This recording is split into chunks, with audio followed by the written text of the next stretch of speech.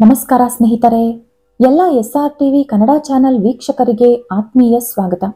ಸ್ನೇಹಿತರೆ, ಇವತ್ತೇ ಮಾರ್ಗಶಿರ ಹುಣ್ಣಿಮೆ. ಇದು ವರ್ಷದ ಕೊನೆ ಹುಣ್ಣಿಮೆ ಹಾಗೂ ಎಷ್ಟೋ ಶಕ್ತಿಯುತವಾದದ್ದು. ಇಂಥ ಪವಿತ್ರವಾದ ದಿನದಂದು ಗೋಮಾತೆ ಹಾಗೂ ಗಂಗಾದೇವಿಯ ಈ ಕತೆ ಕೇಳುವುದರಿಂದ ಪರಮೇಶ್ವರನ ದೃಷ್ಟಿ ನಿಮ್ಮ ಮೇಲೆ ಬೀಳುತ್ತದೆ. ಇದರಿಂದ ಆಕಸ್ಮಿಕವಾಗಿ ಧನಲಾಭ ಉಂಟಾಗುತ್ತದೆ. ಹಾಗೆ ನೀರಿನಿಂದ ಇರುವ ಗಂಡಾಂತರ ತಪ್ಪಿ ಹೋಗುತ್ತದೆ. ಈ ಕತೆ ಕೇಳೋಕ್ಕೂ ಮುಂಚೆ ನೀವಿನ್ನೂ ನಮ್ಮ ಚಾನೆಲ್ ಅನ್ನು ಸಬ್ಸ್ಕ್ರೈಬ್ ಮಾಡ್ಕೊಂಡಿಲ್ಲ ಅಂದ್ರೆ ಖಂಡಿತ ಈಗಲೇ ಸಬ್ಸ್ಕ್ರೈಬ್ ಮಾಡ್ಕೊಳ್ಳಿ. ಹಾಗೆ ಈ ವಿಡಿಯೋ ಇಷ್ಟ ಆದ್ರೆ ಮರೀದೇ ಒಂದು ಲೈಕ್ ಕೊಡಿ. ಸ್ನೇಹಿತರೆ, ಸಾಕ್ಷಾತ್ ಗಂಗಾದೇವಿ ಗೋಮಾತೆಯನ್ನು ರಕ್ಷಿಸಲು ಭೂಮಿಗೆ ಬಂದಂತ ಕತೆ ಇದು. ಪೂರ್ವದಲ್ಲಿ ದಂಡಕಾರಣ್ಯದಲ್ಲಿ ಗೌತಮ ಮಹರ್ಷಿ ವಾಸವಿದ್ದರು. ನೀರಿನ ಅನುಕೂಲಕ್ಕಾಗಿ ಆಶ್ರಮದ ಪಕ್ಕದಲ್ಲಿ ಕಲ್ಯಾಣಿ ಅಥವಾ ಮೆಟ್ಟಿಲು ಬಾವಿಯೊಂದನ್ನು ಅಗಿಸಿದ್ದರು. ಆ ಪ್ರದೇಶವು ಕೂಡ ಹಚ್ಚ ಹಸುರಾಗಿ ಸುಂದರವಾಗಿ ಕಾಣಿಸುತ್ತಿತ್ತು. ಆದರೆ ಇದ್ದಕ್ಕಿದ್ದಂತೆ ಆ ಪ್ರಾಂತ್ಯವನ್ನು ಬರಡು ಆಕ್ರಮಿಸಿತು. ನೋಡುತ್ತಿದ್ದಂತೆ ಆ ಪ್ರದೇಶ ನಿರ್ಜೀವವಾಯಿತು. ಕಲ್ಯಾಣಿ ಕೂಡ ಒಣಗಿ ಹೋಯಿತು. ಬೆಳೆಯೆಲ್ಲ ಸತ್ತು ಹೋಯಿತು. ಜನರು ಹಸಿವು ದಾಹದಿಂದ ಬಳಲುತ್ತಿದ್ದರು. ಆ ಊರಿನ ಪರಿಸ್ಥಿತಿ ಹಾಗೂ ಆ ಜನರನ್ನು ನೋಡಿದರೆ ಯಾರಿಗಾದರೂ ಕರುಳು ಕಿತ್ತು ಬರುವಂತಿತ್ತು. ಸುಮಾರು 12 ವರ್ಷಗಳು ಇದೇ ರೀತಿ ಕಳೆಯಿತು. ಜನರು ರಾಶಿಯಾಗಿ ಸತ್ತು ಬೀಳುತ್ತಿದ್ದರು. ತಪಸ್ಸಿಂದ ಹೊರಬಂದ ಗೌತಮ ಮಹರ್ಷಿ ಆ ಪ್ರಾಂತ್ಯದ ಪರಿಸ್ಥಿತಿ ನೋಡಿ ಕಂಗಾಲಾದರು. ಮತ್ತೆ ಅವರ ಪ್ರಾಂತ್ಯ ಎಂದಿನಂತೆ ಹಚ್ಚ ಹಸುರಾಗಿ ಕಂಗೊಳಿಸಬೇಕೆಂದು ವರುಣ ದೇವರನ್ನು ಪ್ರಾರ್ಥಿಸಿದರು. ಈ ಕೂಡಲೇ ಮಳೆ ಸುರಿಸು ಎಂದು ವರುಣ ದೇವರನ್ನು ಬೇಡಿಕೊಂಡರೆ ಆ ಬೇಡಿಕೆಗೆ ವರುಣ ಮಣಿಯಲಿಲ್ಲ. ಗೌತಮ ಮಹರ್ಷಿಯ ಬೇಡಿಕೆ ಅವರ ಕಿವಿಗೆ ಬೀಳದಿರಲು ವರುಣ ದೇವರು ಸೂಕ್ಷ್ಮ ರೂಪ ಧರಿಸಿ ವರುಣ ಲೋಕಕ್ಕೆ ಹೊರಟು ಹೋಗಿದ್ದರು. ವರುಣ ಅವರ ಲೋಕಕ್ಕೆ ಹೊರಟು ಹೋಗಿದ್ದಾರೆಂದು ತಿಳಿದುಕೊಂಡ ಗೌತಮ ಮಹರ್ಷಿ ವರುಣ ಲೋಕದ ಕಡೆ ಪ್ರಯಾಣ ಶುರು ಮಾಡಿದರು.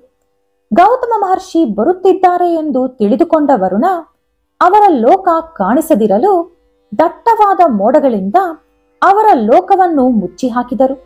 ಏನೇ ಮಾಡಿದರೂ ಗೌತಮ ಮಹರ್ಷಿಯನ್ನು ಮೋಸ ಮಾಡಲು ಸಾಧ್ಯವಾಗಲಿಲ್ಲ. ಅವರು ಆ ಮೋಡಗಳನ್ನು ಕೂಡ ದಾಟಿ ವರುಣ ದೇವರನ್ನು ಭೇಟಿಯಾಗಿ ನೀವು ಈ ಕೂಡಲೇ ನನ್ನ ಪ್ರಾಂತ್ಯಕ್ಕೆ ಬರಬೇಕೆಂದು ಬೇಡಿಕೊಂಡರು. ಆದರೆ ವರುಣ ಒಪ್ಪಲಿಲ್ಲ. ನನ್ನ ಅನುಮತಿ ಇಲ್ಲದೆ ಶ್ರದ್ಧಾವತಿ ನಗರದೊಳಗೆ ಏಕೆ ಪ್ರವೇಶಿಸಿದಿರಿ ಎಂದು ಗೌತಮನ ಮೇಲೆ ವರುಣ ದೇವರು ಕೂಗಾಡಿದರು. ಗೌತಮ ಮಹರ್ಷಿ ಸಮಾಧಾನದಿಂದ, ಓ ವರುಣದೇವ, ನನ್ನ ಪ್ರಾಂತ್ಯದಲ್ಲಿ 12 ವರ್ಷಗಳಿಂದ ಮಳೆ ಇಲ್ಲ. ಪ್ರಾಣಿ ಪಕ್ಷಿ ಮನುಷ್ಯರು ಊಟ ನೀರು ಇಲ್ಲದೆ ರಾಶಿಯಾಗಿ ಪ್ರಾಣ ಕಳೆದುಕೊಳ್ಳುತ್ತಿದ್ದಾರೆ. ನಾನು ತಪಸ್ಸಿನಲ್ಲಿದ್ದ ಕಾರಣ ಇಷ್ಟು ವರ್ಷಗಳ ಕಾಲ ಈ ಪರಿಸ್ಥಿತಿ ನನಗೆ ಗೊತ್ತಿರಲಿಲ್ಲ. ನಿನ್ನ ಮನಸ್ಸು ಇಷ್ಟೊಂದು ಕಠಿಣ ಮಾಡಿಕೊಳ್ಳಬೇಡ. ದಯವಿಟ್ಟು ಒಂದು ಸಾರಿ ನನ್ನ ಜೊತೆ ನನ್ನ ಪ್ರಾಂತ್ಯಕ್ಕೆ ಬಾ ಎಂದು ಬೇಡಿಕೊಂಡರು. ಆದರೂ ವರುಣ ದೇವರು ಒಪ್ಪಲಿಲ್ಲ. ಅದು ಸಾಲದೆಂಬಂತೆ ಗೌತಮ ಮಹರ್ಷಿಯ ಮೇಲೆ ಅವರ ವಿದ್ಯುತ್ ಪಾಶಗಳನ್ನು ಕೂಡ ಪ್ರಯೋಗಿಸಿದರು. ಇದರಿಂದ ಗೌತಮ ಮಹರ್ಷಿಗೆ ತುಂಬಾ ಕೋಪ ಬಂತು. ಅವರು ವರುಣನ ಅದೇ ಪಾಶಗಳಿಂದ ವರುಣನನ್ನು ಬಂಧಿಸಿ ಅವರನ್ನು ದರದರನೆ ಅವರ ಪ್ರಾಂತ್ಯಕ್ಕೆ ಎಳೆದೋದರು.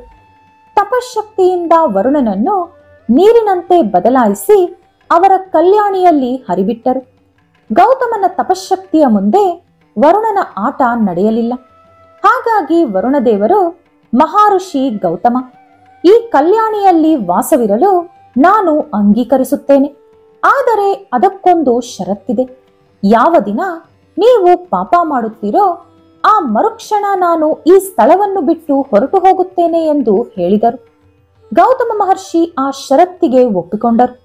ಇನ್ನು ಆ ಪ್ರಾಂತ್ಯವೆಲ್ಲ ಬರಡು ಕಬಳಿಸಿದ್ದರೂ ಕೂಡ ಗೌತಮ ಮಹರ್ಷಿಯ ಆಶ್ರಮದ ಜಾಗ ಮಾತ್ರ ಸುಭೀಕ್ಷವಾಗಿತ್ತು. ಶಾಸ್ತ್ರಗಳ ಪ್ರಕಾರ 12 ವರ್ಷಕ್ಕಿಂತಲೂ ಹೆಚ್ಚಿನ ಸಮಯ ಯಾವ ಪ್ರಾಂತ್ಯವನ್ನು ಕೂಡ ಬರಡು ಆಕ್ರಮಿಸಬಾರದು. ದಂಡಕಾರಣ್ಯಕ್ಕೆ ಬರಡು ಆವರಿಸಿ 12 ವರ್ಷ ಪೂರ್ತಿಯಾಯಿತು. ಆದರೆ ಗೌತಮ ಮಹರ್ಷಿ ವರುಣ ದೇವರನ್ನು ಬಂಧಿಸಿದ್ದ ಕಾರಣ ಅವರು ಮಳೆ ಸುರಿಸಿ ಆ ಪ್ರಾಂತ್ಯವನ್ನು ಸುಭಿಕ್ಷವಾಗಿಡಲು ಸಾಧ್ಯವಾಗಲಿಲ್ಲ. ಕೇವಲ ದಂಡಕಾರಣ್ಯ ಮಾತ್ರವಲ್ಲದೆ ಭೂಮಿಯ ಮೇಲೆ ಹಲವಾರು ಜಾಗಗಳು ಬರಡು ಆಕ್ರಮಿಸಿತು.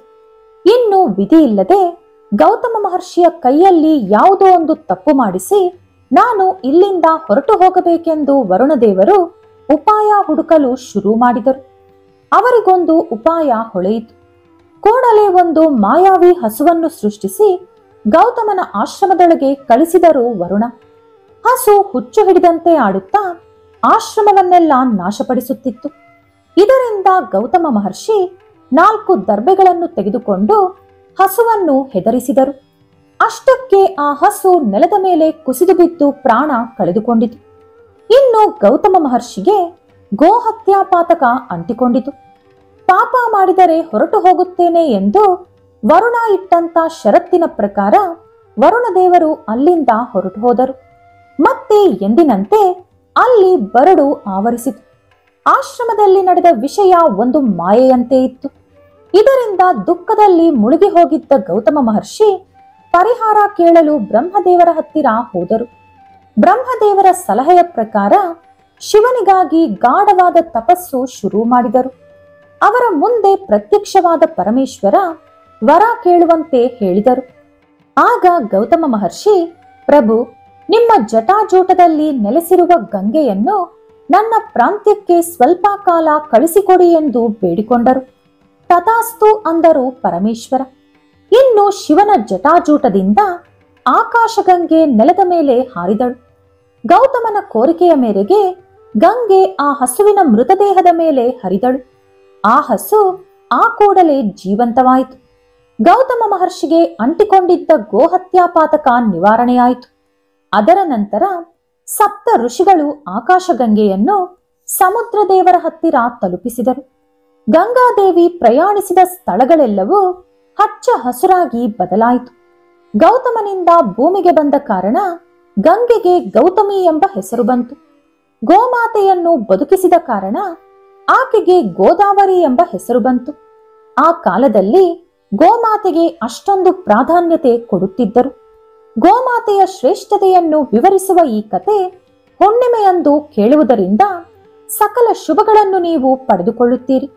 ಈ ವಿಡಿಯೋ ನಿಮಗೆ ಇಷ್ಟವಾದರೆ ಲೈಕ್ ಮಾಡಿ, ಶೇರ್ ಮಾಡಿ. ಇಂತಹ ಹೆಚ್ಚಿನ ಉತ್ತಮ ಮಾಹಿತಿಗಳಿಗಾಗಿ ತಪ್ಪದೇ ನಮ್ಮ ಚಾನೆಲ್ ಅನ್ನು ಸಬ್ಸ್ಕ್ರೈಬ್ ಮಾಡಿಕೊಳ್ಳಿ. ನಾಳೆ ಮತ್ತೊಂದು ವಿಡಿಯೋದೊಂದಿಗೆ ಪುನಃ ಭೇಟಿಯಾಗೋಣ. ಧನ್ಯವಾದಗಳು.